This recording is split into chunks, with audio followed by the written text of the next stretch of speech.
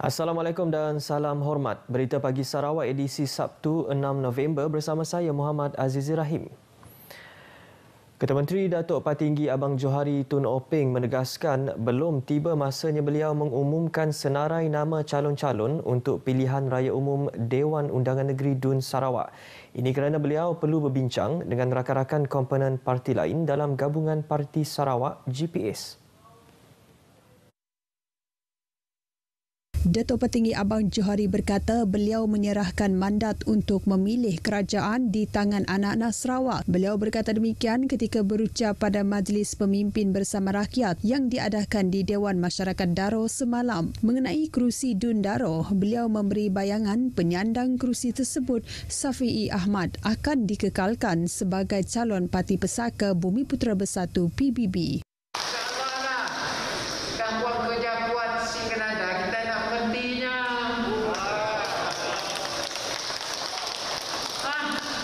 Dah banyak lubang situ, api, air, jambatan, apa lagi.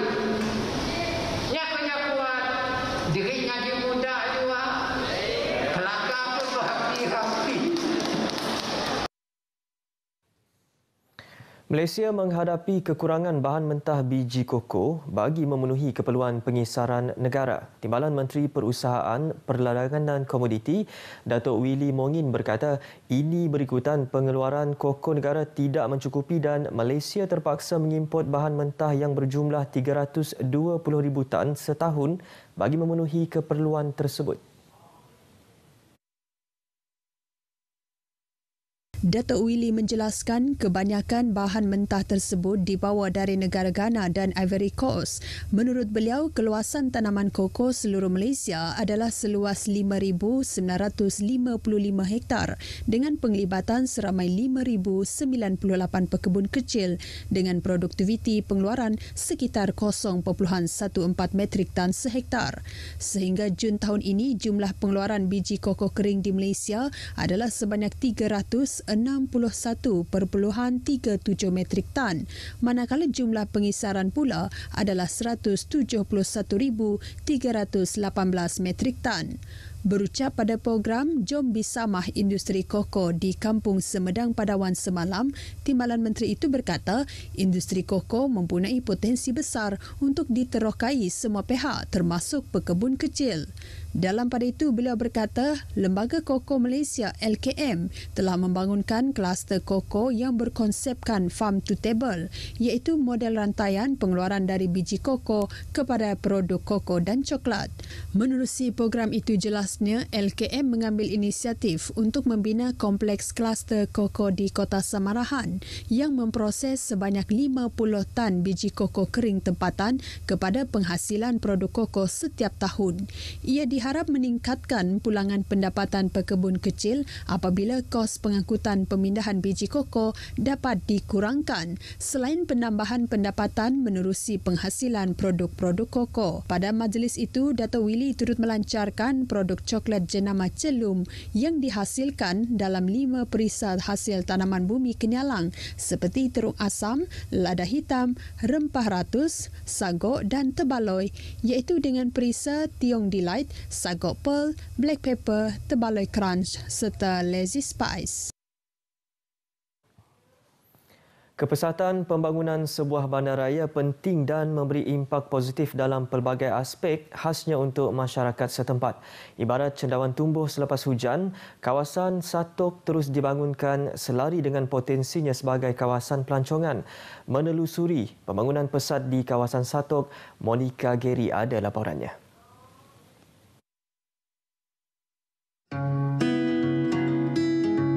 Dewan Undangan Negeri Satok merupakan kawasan subbandar dalam Bandaraya Kuching. Terletak kira-kira 2 km dari pusat bandaraya dan ia didiami oleh majoriti masyarakat Melayu.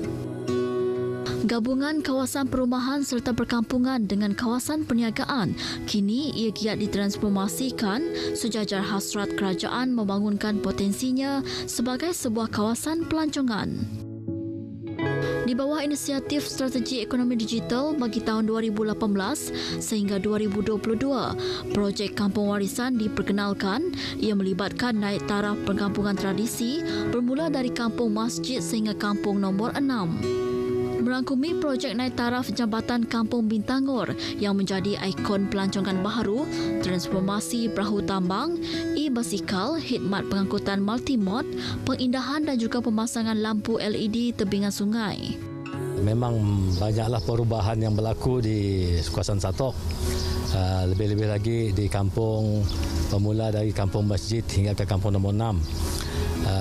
Kita lihat banyak perubahan yang berlaku. Sekarang tu pun pembangunan yang dipolah oleh kerajaan ialah untuk mengindahkan keadaan kampung. Projek-projek berimpak tinggi yang lain turut diberi tumpuan ialah di kawasan Sungai Maung. Antaranya projek Jalan Sungai Maung ke Segedep di Kampung Sungai Maung melibatkan kos RM29 juta membabitkan pembinaan 2 jambatan konkrit. Selain perancangan untuk melaksanakan projek perumahan rakyat yang merupakan projek jangka masa panjang khususnya untuk penduduk kampung di Sungai Maung. Memang banyak perubahan, banyak pembangunan yang pesat. Kalau dulunya untuk ke Kampung Sungai Maung menggunakan sungai, menggunakan perahu, perjalanan berjalan kaki melalui hutan, tapi sekarang ni di Kampung Sungai Maung amatlah membanggakan penduduk dan rasa terima kasih terhadap kerajaan dan pimpinan kita sekarang ini.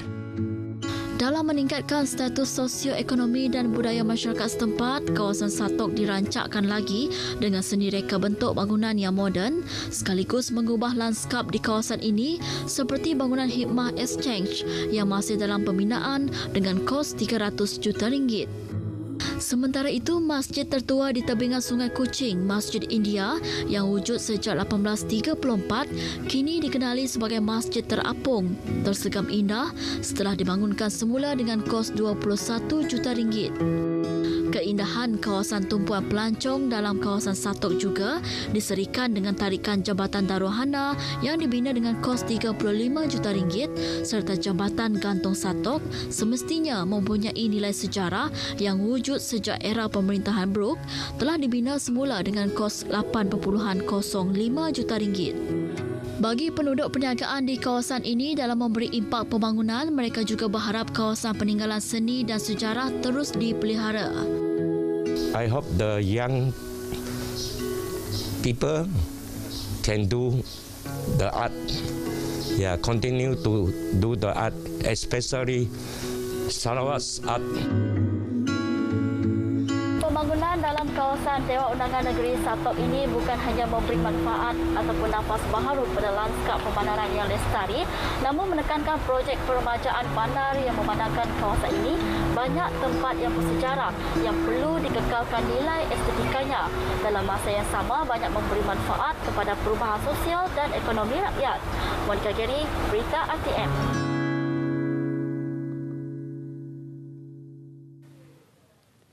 Pelbagai inisiatif dilaksanakan bagi memajukan industri pelancongan domestik Sarawak di bawah Kementerian Pelancongan, Kesenian dan Kebudayaan MTEK. Menteri Muda MTEK Datuk Sebastian Ting Chiu Yu berkata antaranya ialah kempen pakej pelancongan Sia Sitok Sarawak iaitu pakej intra-negeri yang menawarkan pada kadar 50% melibatkan 30 pakej pelancongan dalam usaha mempromosikan industri itu. Datuk Sebastian Ting bagaimanapun berkata walaupun aktiviti pelancongan bergerak perlahan namun inisiatif itu akan memberi sumbangan besar kepada sektor pelancongan tempatan yang terjejas akibat wabak COVID-19. Beliau berkata demikian pada Malam Mesra Miri FM bersama Negeri FM di Miri. Sementara itu mengenai kolaborasi antara Miri FM dan Negeri FM, ia merupakan satu pendekatan tepat dalam usaha mempromosikan kebudayaan membabitkan kedua-dua negeri tersebut menerusi program lawatan pertukaran budaya.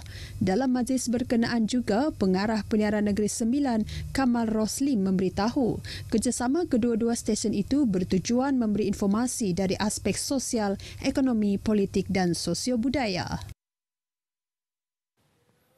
Para pelajar perlu mengambil peluang untuk turut serta dalam bidang inovasi digital kerana ia merupakan senjata untuk menempuh cabaran revolusi industri 4.0.